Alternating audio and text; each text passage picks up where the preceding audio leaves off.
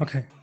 Many nutrition coaches struggle at some point, many nutrition clients struggle at some point with their program.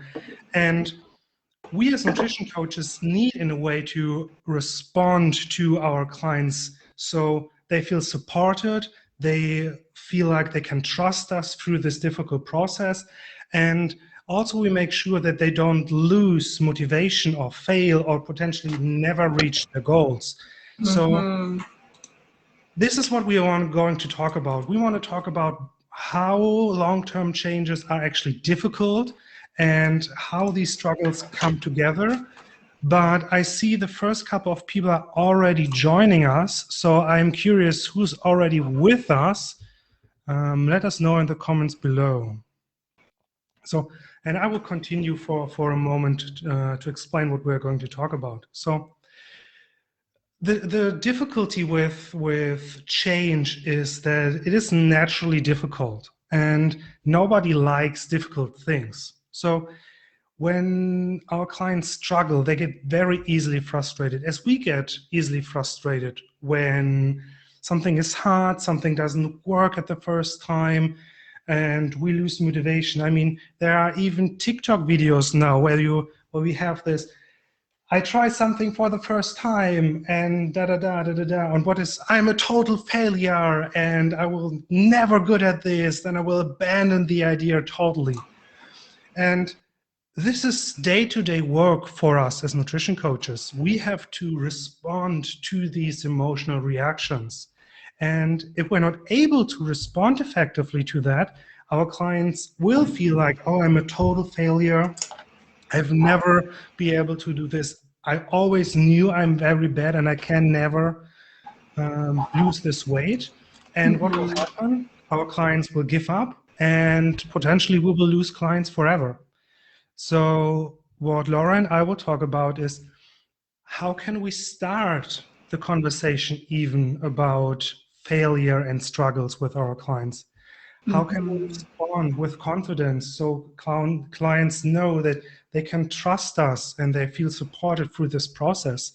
And also, what is going to be very exciting, how the struggle of our clients messes with our heads and how we have responses to struggling clients that may not be super helpful.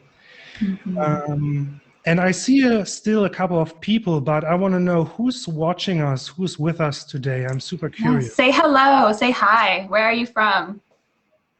Robin's tired. He's all the way in Germany, so it's night for him. It's morning for me.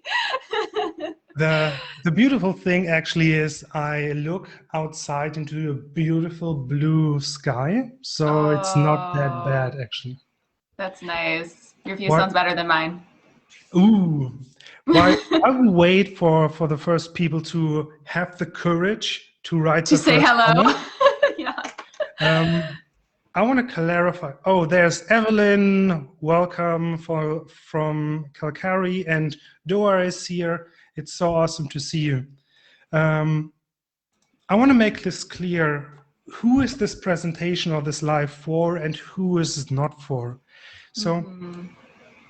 If you want to be involved with your clients, if you want to really build a strong human connection, if you want to be present, compassionate, understanding, and part of your client's support team, then this is for you, because this is what we want to do with our clients. We want to be present.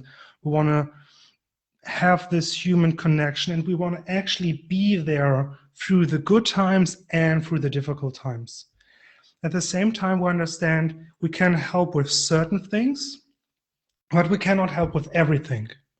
So there are points in the struggling process for our clients that means we may have to get help ourselves. We may add people to the support team to actually be able to help our clients. So I'm thinking about eating disorders, maybe marriage issues, maybe health issues, deep health issues, that where we need extra support.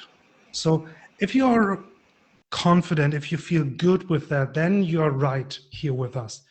But on the other hand, if you think if a client struggles, that's just the just an excuse and they just are not trying hard enough. Or if you think, I'm a nutrition coach, so emotional struggles, mental struggles are not part of my job.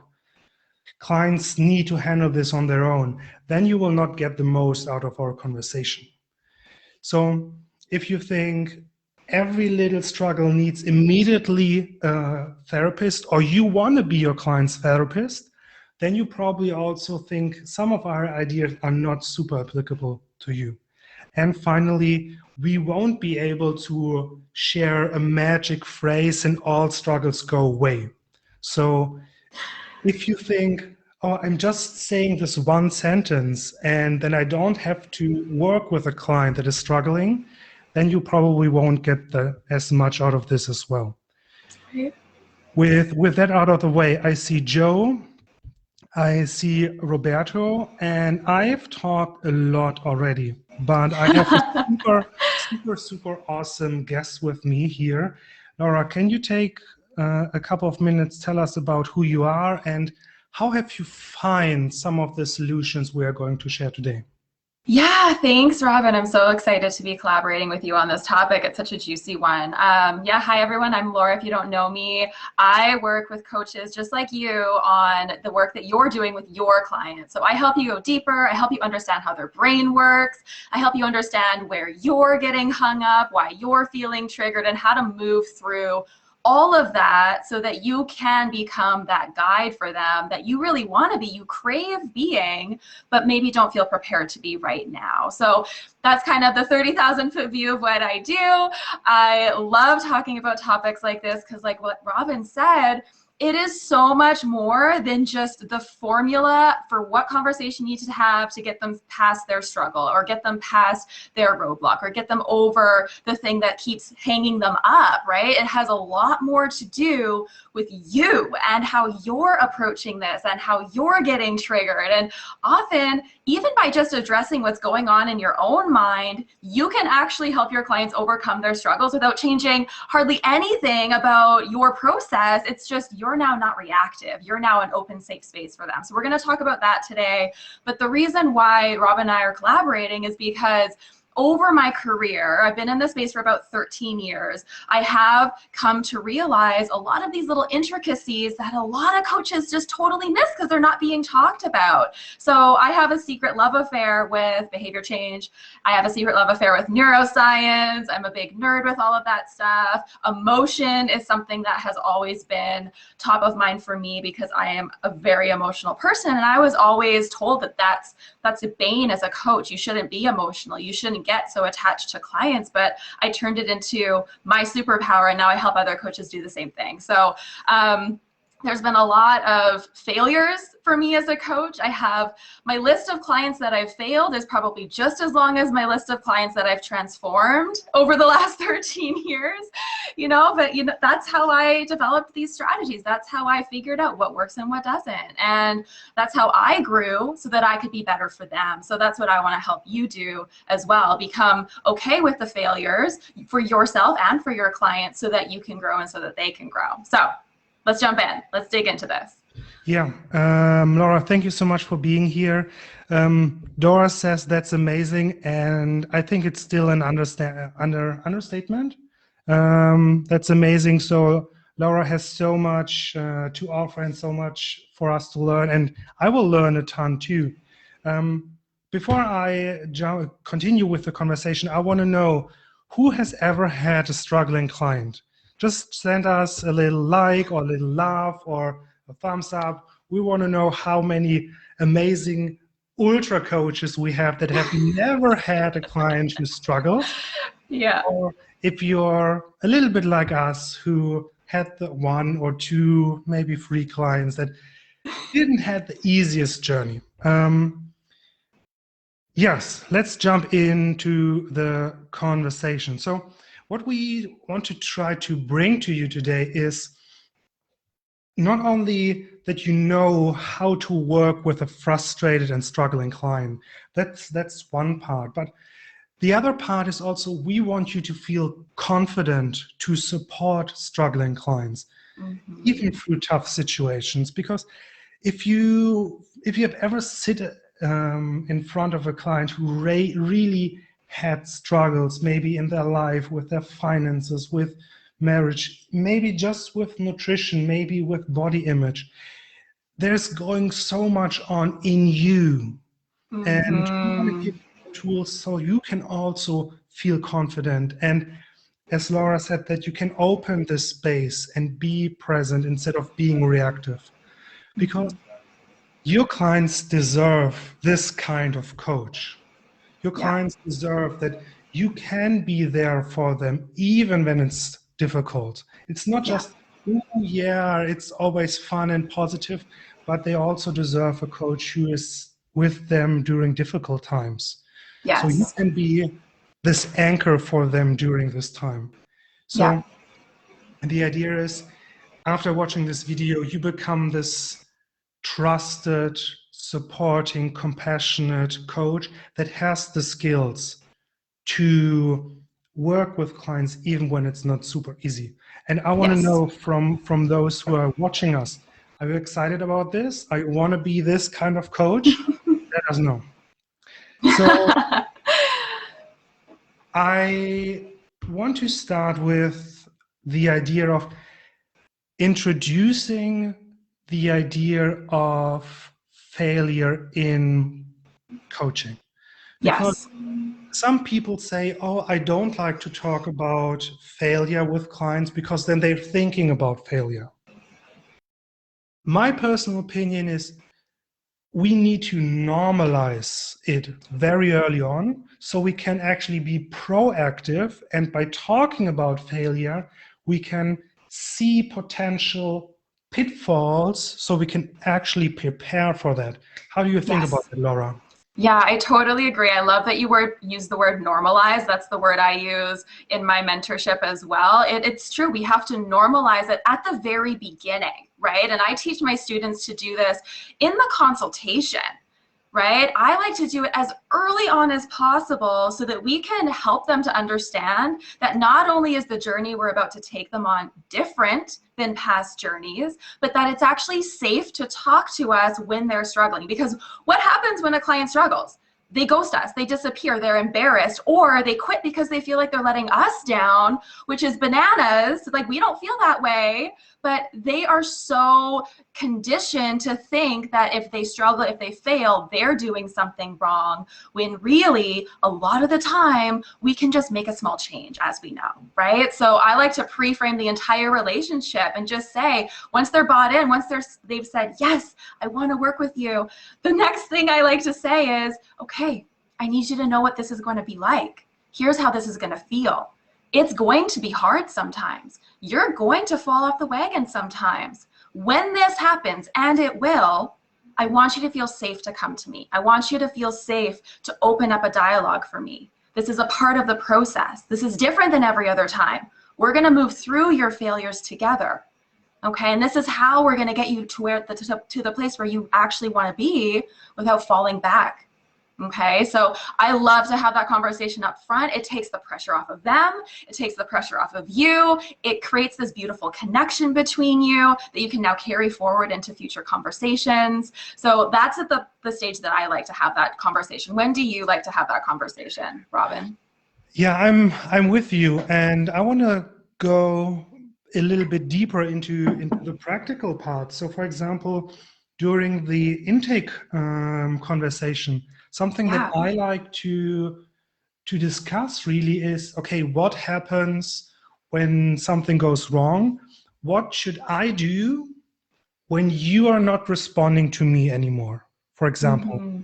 So I sent the check-in form, for example, and you didn't reply. And I sent a reminder and you didn't reply. What do you want me to do? How do you want me to respond? And some people actually give me sentences or messages, write this, because I know in what kind of headspace I am in these moments. So send me this. And this also often leads to the conversation, oh, yeah, when this or this happens, or when I feel in this or this way, I do this thing. So, or they just explain to me, Well, sometimes I struggle to put what I feel into words. So I'm not responding because I'm still processing, but don't feel like I'm not on the journey anymore. Yeah, amazing. I love that. So this is how I, for example, do this. I have the conversation and I make it very practical, like you're not responding to me anymore. What are we going to do? Yeah, I love that. I think even taking it one step deeper is they've been on this journey before, right? You're not their first coach. They're not their first attempt at this. Like just about everyone that comes to anyone nowadays has tried this before. So they know what their tendencies are. They know the last time they worked with a coach and they disappeared on them, why that happened, why they made that choice, right? What triggered them perhaps. They know all of this. We're just afraid to ask them. We're afraid to bring it to the surface because what do we do with this? Like, what are we supposed to say, right? So I like to even go a step deeper and say, you know, the last time you worked with a coach, what were the turbulent moments that came up for you? Were there moments that you felt like you couldn't share what was going on? Were there moments that you felt embarrassed or like you were letting your coach down? Because that happens a lot. I see that a lot.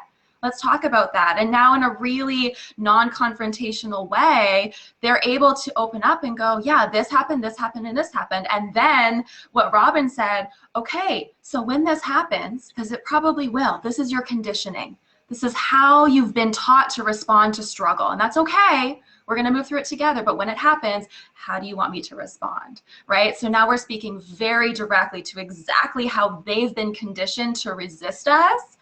And we're able to get in there ahead of time and go, okay, I'm prepared. I know their triggers. I know what's going to happen. I know the warning signs. And you know exactly what to do. So now you're feeling empowered. I love that, Robin. That was such a good point. Yeah, and we have the first great response. Dora mentions or says, I feel it's hard to ask my clients that. If you have a moment, Dora, tell us a little bit more about why you feel that is hard. Laura, do you have some tips for coaches that feel like, oh, this is not something that I can talk about?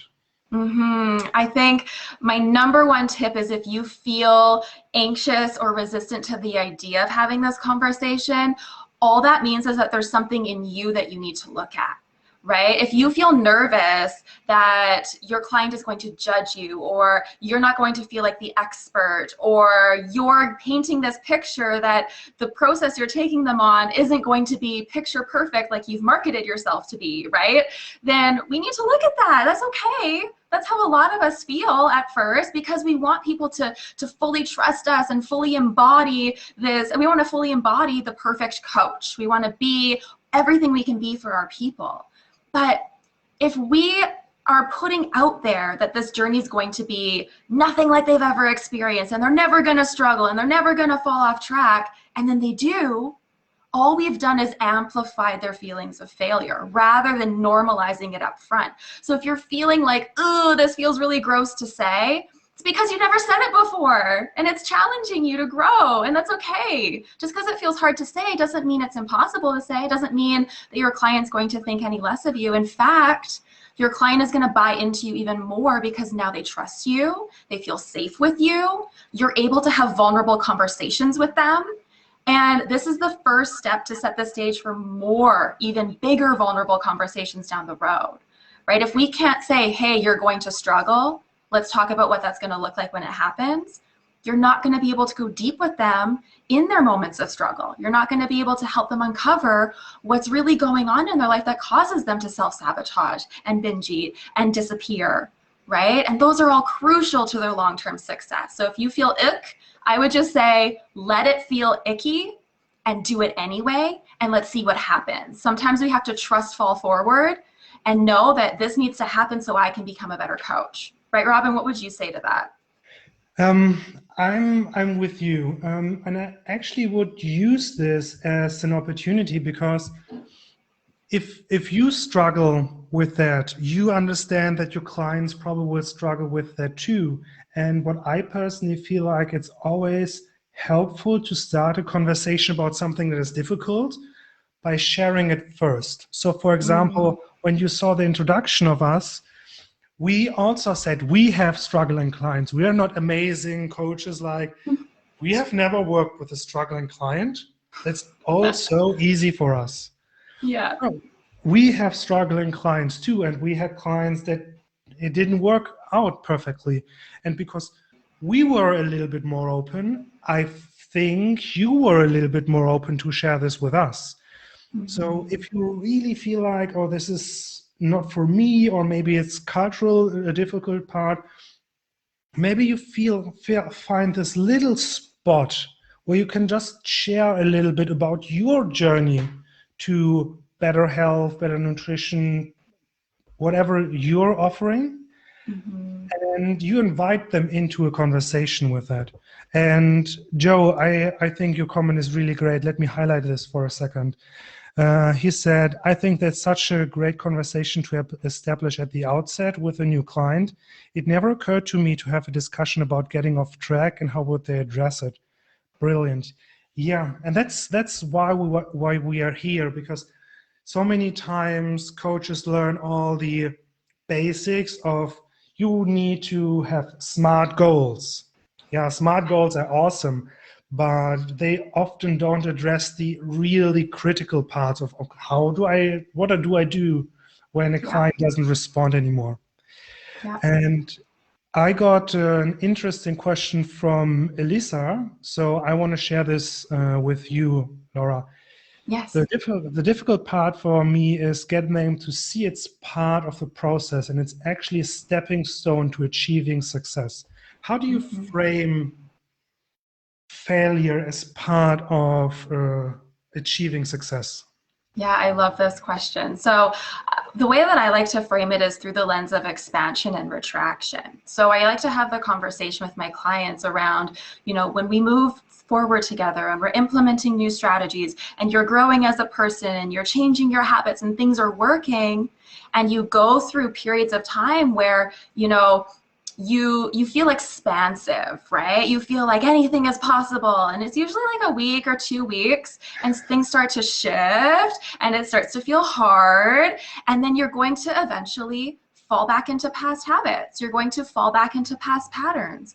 So what's really happening here is the first couple of weeks you were really expansive and you're moving into a period of retraction. And then once you come out of retraction, you're going to expand again even bigger, and then you're going to retract again a little bit, and you're going to see a past pattern pop up. And what I want you to understand is when those retraction periods happen, usually what's happened is we've been triggered by something in our environment, and it's caused our brain to go, oh, I know how to reply to this. I know how to respond to this situation. And it kicks into high gear, and our subconscious takes over, and it pushes us to do things that we're trying not to do really, really hard.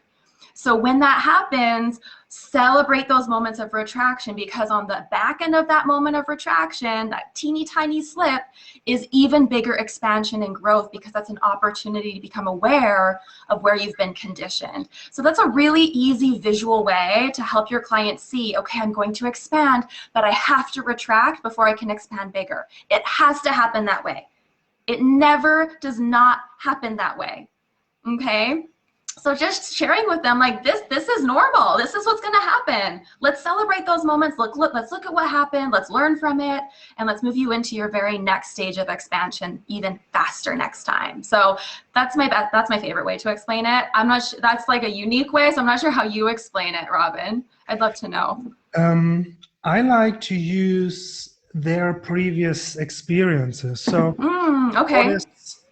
What I like to use, especially during the first intake questionnaire, but also through with time, I try to find the areas where my clients have already mastery in some way. Cool. Maybe they have learned something really difficult, like many of my clients are lawyers, so law is pretty difficult and they have gone through this experience. Or maybe you're working with moms and they have first grown up, or at least they're through the toddler stage and they have learned how to deal with kids. And whenever you attain mastery in whatever area in your life, looking back, you can see these waves of, I'm making progress is slower, I make mistakes, I learn from it. And I try to use the experiences they have had about something, and that they see, oh yeah, errors and moments of setbacks always follow up with times of Growth more and yeah. growth and progress. And if you don't find any examples in the current life, you can always go back to school. Think about how you failed your first vocabulary test in English. I don't remember my first, but you know, you're pretty good in English now, or whatever language, or math. Well, math is usually not a good example. Yeah. That wouldn't be a good one for me. I failed Math 30, that's for sure. But they can see through the different grades and through the different classes that they learned more and more and more, and a mistake didn't hold them back, and they were suddenly, I never learned anything new again. Right. And Yeah. Joe has another great question, I think. So Joe, is there a limit to how far a coach should go when describing his or personal past failures? I've read conflicting things and some recommend not doing it in order to not make the decision about the discussion about the coach, but instead focus on the client. And I think that is really, for me, you already have the answer to this question in your comment, because I never share something about me. I tell a story about me that is actually about the client. So right, exactly. So I'm not telling you, oh yeah. So for example, I'm sitting there with someone who has a very busy life and struggles to get their breakfast in, for example, because they sleep late often, and yeah, just have struggled with it. I'm not telling them, oh, you know, the one time I was trying to bench 100 pounds or 200 pounds, and it fell flat on my chest and I couldn't get up. I would tell them a story how I also slept late or was late for something else, and how I dealt with this lateness.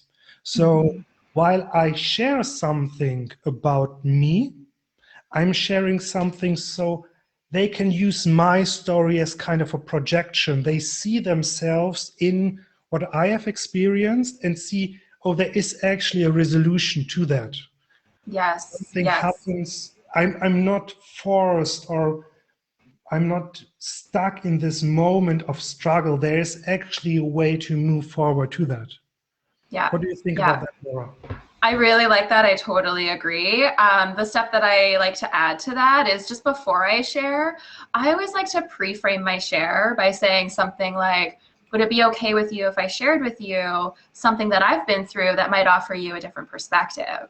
Right? And now they're open to this share. It doesn't feel like you're coming in and hijacking the conversation and making it about yourself, because they've said, yes, please share with me. And then you can share what Robin just said, share about you, but make it relevant to what they're struggling with, and have the solution on the back end of that. You don't want to sink into this pity party where you're like, oh, me too. Breakfast is so hard, right? Like, no, don't do that. Just be like, yeah, I totally get it. When I was going through this, I really struggled with the exact same thing. And you know what? That's probably why we work so well together, because we see things in really similar ways. This is what I tried, and this is what worked for me to overcome that barrier. Do you think something like that might work for you as well? Right? And now it's a collaboration instead of you just oversharing, right? Vulnerability is hard. It's tricky. It's scary for us to open up even about the teeniest, tiniest details. So beginning in this way is really, it feels safe for you. First, by asking permission, it makes you feel safe to share. And then also just tying in what Robin said, connecting it always back to where they're at, what they're currently struggling with, making it relevant, and asking if something like that would work well for them, and then moving forward together from that place. Yeah. Yeah, I love that. And Joe wrote, makes perfect sense. And he loves my bench press example. Yeah. You know, I never got stuck under a bench press. You've never been stuck? No, I've been stuck. Ever failed. Really?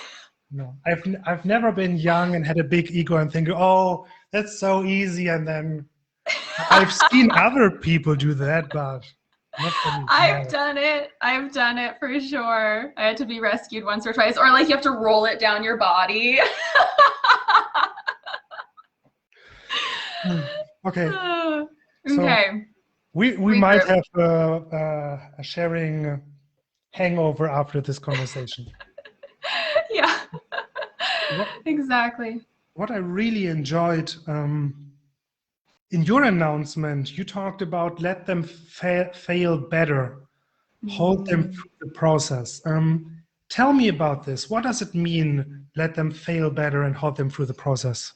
Yeah, so I think a tendency of a lot of coaches is when a client struggles or they fail, we want to jump in and fix or teach, right? We want to hop in and come to the rescue and provide the solution to their failure, or provide the solution to their struggle. And that's very natural to feel that way. We've put ourselves in a position where our industry tells us that that's our role. Our industry has conditioned us to believe that that's what's expected of us. But when I say to become a guide for them, to be able to hold them through that process, what I really mean is being able to open up this really uncomfortable space where they need to actually look at their failure, where they need to feel the emotions associated with it, where they're open to discussing what actually happened instead of just saying, I failed, let's restart. Right? And they just wipe it away and they don't even look at it because they don't want to, and you don't want to really. It's uncomfortable for both of you. So when I said teaching our clients how to fail better, what that really means is teaching them how to look at their failure, feel the discomfort associated with it without judgment attached to it. Because when we're judging something, we're incapable of changing it. We're not in a mental place where we're able to look for solutions, where we're able to look for the cause. We're just stuck in this emotional, judgmental cycle that keeps us stuck in one place. So the first step inside of teaching our clients how to fail better is teaching them how to fail and not immediately judging it, getting curious about it instead. And then you as the guide, opening up that space by saying, okay, I know things didn't go the way you expected this week. How did it feel when XYZ happened? How did that show up in your body? Did you get really tense? Did you feel like you were going to explode with anger? Did you feel like you wanted to shrink under a rock? Like, what happened for you in that moment? How did you react because that happened? What happened on the back end of that? And just getting really curious about the before, the during, the after, emotionally, mentally, what was going on in their head, and helping them tiptoe into that conversation with you so they begin to explore it from a new perspective. They don't get to just wipe it away and escape it until it happens the next time. They get to grow from it and learn from it. And you're not saying, this is why this happened. This is what we need to do to fix it. You're saying, let's look at this. Let's get curious about it. This is how you're going to grow. This is how we're going to make sure next time you fail better. You learn faster. You recover more effectively. You expand out of that retraction phase, right? So that's kind of what does that make sense? Is that clear? Yeah, it totally does. And first, Stephen, it's so awesome that you're here. Thank you so much. And I have a question for those who are watching us. If a client is sitting in front of you and they're telling you about how they maybe screwed up their breakfast or they didn't do anything throughout the week, do you feel like, oh, I have to jump in, I have to explain it away and tell them, oh yes, it's all okay, it's all okay? Or can you just sit there and be with it? So let me know, do you have this feeling of I need to jump in and make them feel happy? Raise your hands. I'm raising my virtual hand here for everyone else. I think the whole question around let them failing better has two parts because it's a two-part conversation. One part is we have to first talk about us, how we respond to failure, and then we have to respond to how can we help our clients. And for those who have maybe done level 2, Sopian's level 2 certification, this, I think one of the most important lessons is around what role do you see yourself in a coach-client conversation? And this image of the hero, I'm jumping in and I'm rescuing my client from the diet industry. I'm rescuing them from yo-yo dieting. I'm rescuing them from their negative feelings. It creates a difficult dynamic because when you jump in, you take away the client's power over the situation. Yeah. Yeah. If you come in and you have to explain everything away and you have to make them feel better, you take away their power to take the situation in and make their own decisions. Mm-hmm. It's super difficult for us to just sit there and say, okay, this didn't go so well. And then just leaving it that for a moment. Because there are all these stories in our heads about, oh, when our clients fail and then they leave us and then I'm a bad coach and my business will go down and I can't provide for my family. It's all, my client fails, I can't put food on the table. It takes a second. But in that moment, you take away the opportunity for growth, for change, because at least in my experience, these moments of actually feeling like, ooh, that sucks. Ooh, I thought eating a whole wheat brownie instead of a white wheat brownie is enough for me to lose weight. Now reality is slapping me in the face and the scale says, no, that's not enough. Right. And when you jump in and say, oh yes, it takes more time and yada, yada, yada, you're not giving the client the learning opportunity to say, okay, maybe I have to do a little bit more. Yeah. And I'm curious about your thoughts, Laura, but a lot has happened in the last couple of minutes or seconds in the chat. I want to make sure that I address it. Okay. So Stephen said, I would say a combination of the two. I try to get real for how they're feeling about it and may even ask how they feel about it. They're feeling negative or if they like screwed up. Yes, Stephen. I think we're on the same page.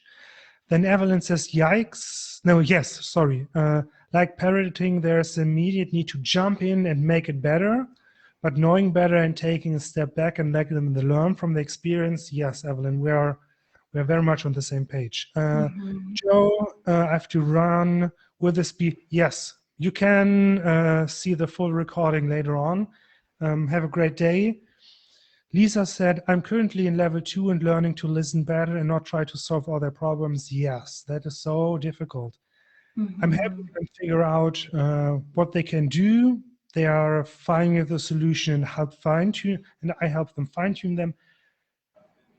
This is where we're going to go, and I think Laura will talk about this in a minute a lot more. For me, it's just the greatest joy of being a coach to see the client in front of me, and you can actually see in their eyes how they put everything together and see a way out. So, yes. And finally, Dora, I feel I don't deserve what they're paying me for, although I know it's wrong way of thinking. Ooh, that's another deep hole, Dora. Maybe we're going to talk about this self-confidence and owning and being confident to ask what you're worth in a future conversation, but that goes a little bit too deep today. Laura, I have the feeling that words are in your mouth. You want to tell us what you think. Yes, I mean, I think that just to go back a couple of comments, one of the most tangible ways that we can start to tiptoe into these conversations is when that moment happens that Robin explained. He was like, oh, that didn't go so good. And you're internally freaking out, right? Like, oh my God, I know I shouldn't try and fix this, but I really, really want to. I have the answer. Let's just push through it, right? The first thing that we need to realize is all that is your conditioning. Just like the reason why they messed up is their conditioning, your need to jump in is your conditioning, and you can change that. The reason why you feel that need is because our ego is constantly fighting to keep us feeling safe. And the way it knows how to do that is it searches out opportunities like this to jump in and save and be the expert, be the authority, and feel really good about itself, right? Even though that's not in the client's best interest. So the first thing you got to do is recognize when your ego's popping up. In every scenario in your life, not just when you're coaching, because it pops up when you're talking to your husband about something that pisses you off. It pops up when you're talking to your mom and she's really annoying you, right? Anytime you feel internally triggered, like something's not going the way that you want, your ego is internally trying to fix it so you feel good about yourself. Okay, so knowing that is so powerful. It's not something to judge or feel bad about. We all do it. This is a human natural instinct, right? But it is something we can learn how to control and get in front of. So starting to recognize your triggering moments will be really important for you. We all have very habitual triggering moments, and it's based on our experiences over the course of our life, moments that we felt unsafe. We linked up that we need to prove, we need to, posture ourselves as an expert in order to be perceived in a certain way or whatever, right? So get to know your triggering experiences. Do you feel the most triggered when your clients don't listen to you? Or do you feel the most triggered when your clients aren't succeeding? Do you feel more triggered when they push back against your advice and question you? Or do you feel more triggered when they disappear altogether, right? What feels the most turbulent for you? Because now, because you're anticipating this, you already know what your reaction is going to be when it happens, and you can get in front of it so much faster. You can give your ego a snack and give it a nap in the back seat, and you can get in the driver's seat yourself, right? And you can start steering the conversation in a way that serves your client. So I just wanted to create a little bit of clarity for you around, not you, Robin, but you, everybody, around what's actually going on in your mind when this happens, and why it is so important for you to become aware for yourself. And the thing is the more you become aware of what's going on for you, the more you're going to become aware of what's actually going on for your clients. Because now, instead of viewing them through your limited lens of the world, you're able to strip that all away and go, help me better understand what's going on through your eyes. What really happened for you? What beliefs do you have around your expectations of yourself? What did you think was going to happen when XYZ happened? How did you feel when that didn't happen? Did you know that you're just like conditioned to feel that way and react that way? Let's look at that, right? And now it's a fun conversation instead of a stressful one. It's only stressful when your ego's involved. When your ego's not there, you can get curious, you can settle in, you can relax, and you can guide them without jumping into that hero mode, right? How do you feel about that, Robin? Do you like that? I think this is super powerful. I remember when I was still learning how to be a teacher. We had this super scary exercise that we had to film ourselves in the classroom. Yeah. It was super scary, but I also learned a ton. And for me, the triggering moment as a teacher has always been a student doesn't understand something. Yeah. It was so interesting to see. I was explaining some math thingy, doesn't matter. And somebody said, yeah, I don't get it. And you can really see that I almost zoom out of the conversation. And all I did, I was explaining the same thing with the same words, but louder and with more arms. Yeah, exactly. That's your ego like exploding out of you, right? It was really, you need this, put it there. You understand this. It was so interesting to see, instead of asking, what are you not understanding? How can I explain this differently? I was just, okay, now more energy. I have not explained it clear enough. And I understood that I finally got it when somebody who wasn't really good in math told me, you know, when you did this football analogy, I really got the problem, because I understood, okay, there are a couple of my students are playing football. So I just used a random football analogy, and they came after the class to me, yeah, okay, that really made sense. So instead of more me, I was I was able to put that aside and actually look at the people who are in front of me and how can I help them better. Yes, yes, yes. And I want to take a second. So first, I want to thank everyone who's watching, because I see all the laughs and wows and likes, and that's Yay. amazing. And hopefully you can see the energy flowing out of me. And It's a lot of energy, Robin. It's a all lot of over the energy. place. Too much sun and too much blue sky for me today. Yeah. So we have Julie. I have not even had my first client yet, but this is awesome feedback and food for thought going forward.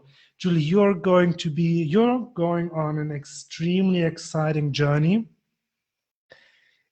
You will screw up more times than you want, but every time you do it, you will grow as a coach so much.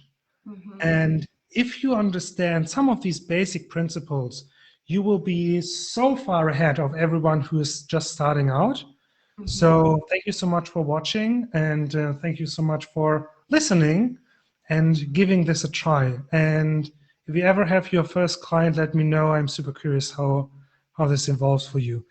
Yes, yes.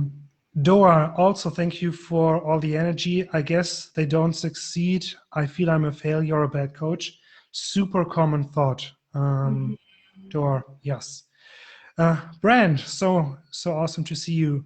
Just like in meditation, the thoughts can come up and be there. We don't have to react to them. The client can have crappy feelings and problems. We just need to be there with them and for them. Yes. Evelyn, this is so valuable. Thank you so much. Brand, I like the analogy or the comparison with meditation. And Yes, me too. Laura, I'm not entirely sure. I think I have to speak now, haven't I? You were. Go for it. No, you go. So I want to make this whole process a little bit more practical. So we talked a little bit about the coach. Like, if you just notice that you have this urge, at least for me, this urge feels it's in my throat here. When I have this, I have to say something. When I know this, I have an imaginary alarm clock in my head that is ringing, bing, bing, bing. And I was like, ooh, now is the moment to slow down. So instead of, I have this, okay, now we have to calm down a little bit, to take a second. And I also often with clients say, oh, my head is currently going somewhere, or I take a moment to process that, to let them know, okay, I'm thinking about something. I don't have to pretend like, oh, this is all so easy, uli luli for me. I can say, oh, my head went somewhere, or let me take a second to think about it. And from there, the approach is very similar like what we are doing. When a client struggles, the first part is really just for us being present. So we don't have this, so, okay, no, not a big deal. We're not brain surgeons and you ate a Snickers bar yesterday. Ooh, the world is going into flame. No. Yeah, so yeah. That's the first part. When we stay calm and we think, oh yeah, not a big deal.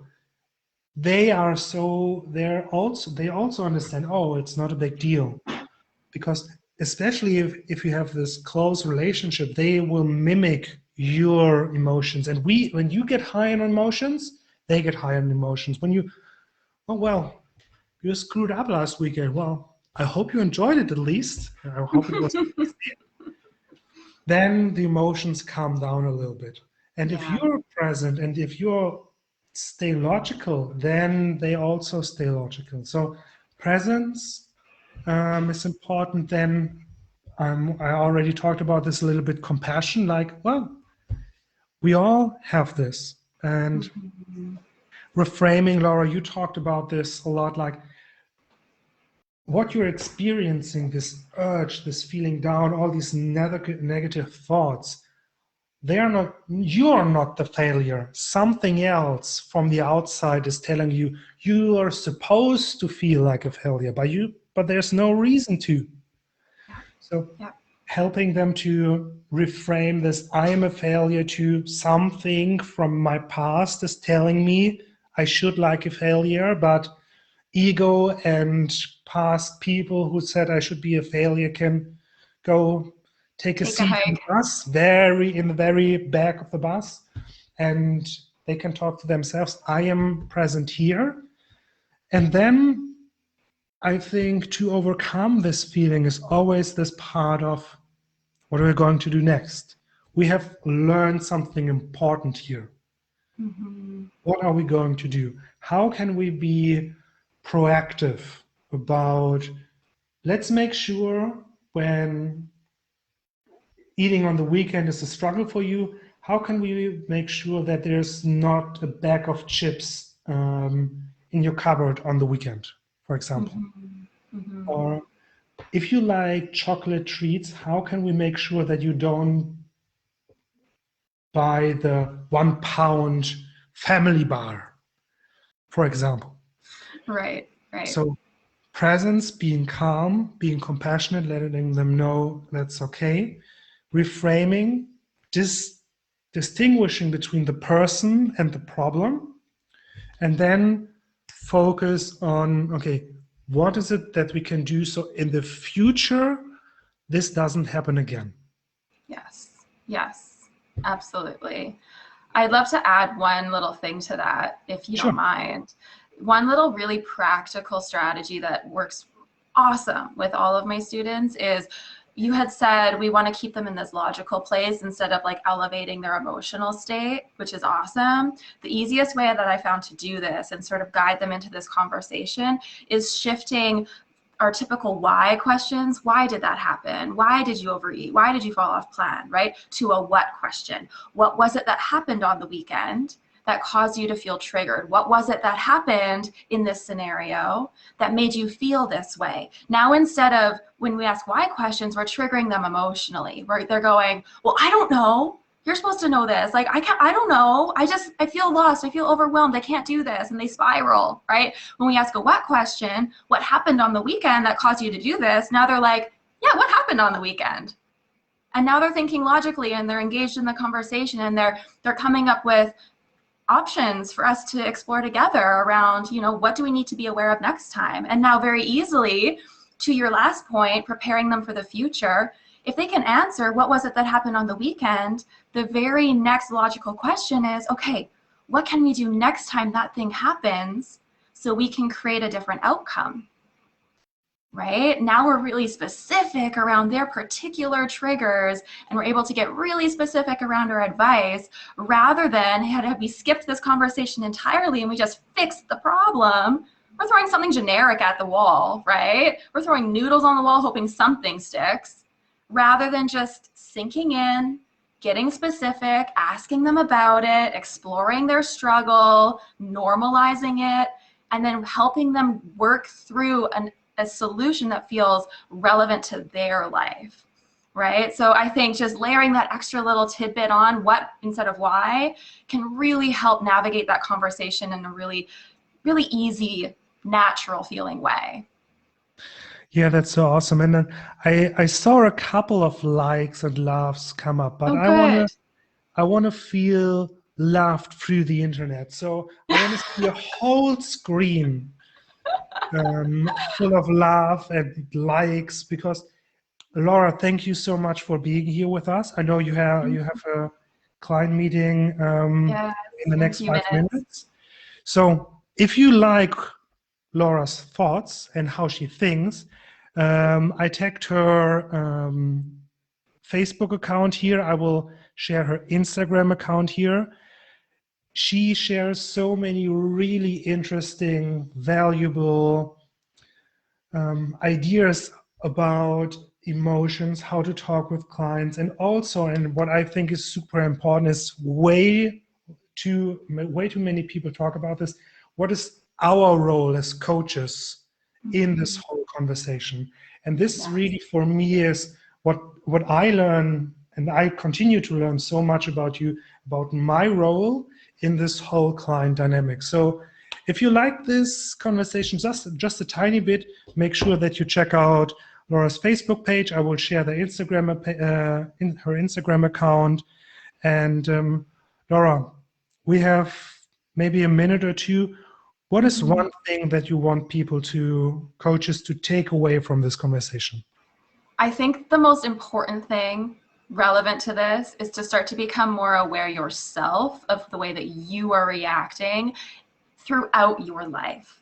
If you're able to become more present in every moment of your life, that just carries through into your coaching sessions. We want to get to this place where we aren't like flipping the on switch when we hop on our coaching sessions. We want to embody this and put it into practice when we're talking with anyone, and especially when we're talking to ourselves, when we're navigating that internal dialogue for ourselves. So navigating your own internal dialogue begins with, what is it I'm actually telling myself? What's actually true for me? What's my conditioning? Where did I learn this?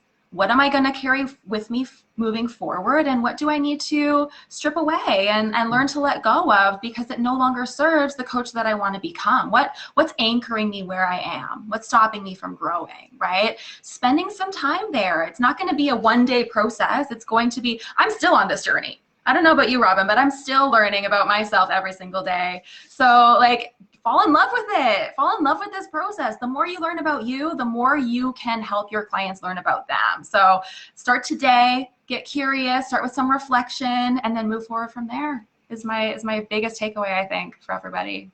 Yeah. Awesome. Laura, thank you so much. Thank you, Robin. For everyone who's watching, thank you so much for being with us. If you have any questions, you can send them to me. You can post it here. You can post them in the event tab. Thank you so much for being here. Everyone, thank you and have a great day. Talk to you soon. Bye.